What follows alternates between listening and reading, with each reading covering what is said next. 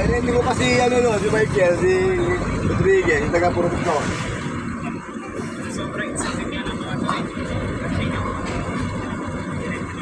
Eh, doon ako ng destino nun eh. 6 na buwan ako sa wholesale. Doon ako nag-deliver sa La Union, Aguo, Tandon, Cabao. Medyo makunat yung abot sa puno pero patay na siya. Tapos na mabilis na rin kasi nandito na kami sa start. Dito yung pinumayo. Bakit sobrang dami na dalawang kapal na dito guys.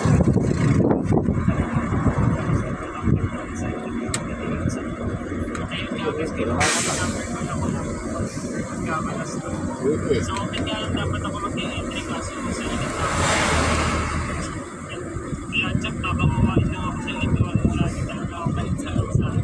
At ito guys, pinitawan na nga pala itong mga init ko. Ito nga mga hati yung out dito. Mukha lang siyang pattern sa picture. Kung makikita nyo mga guys, nag-break ko niya ako. Siyempre kasi nakatitin pa ng pa. Oo, dagat. Ito nga nagpakunat ng ako dito. Ito, 6 lang.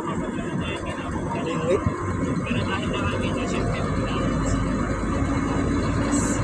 sasabihin ko sa inyo sa Bago mga naglawad yung pangpilang ng laki ng bakaw. Taba. Baka kalabaw. Kalabaw ngayon ng mahal.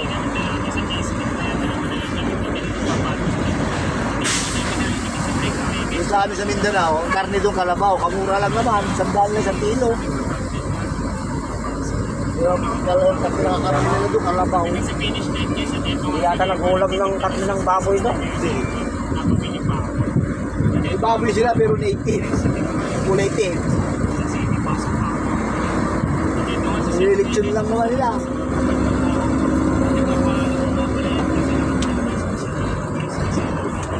Hilig sila doon maglitsyon ng native na baboy. Kakatayin hindi eh. Nasa bawal din. Sigang din. Litsyon lang.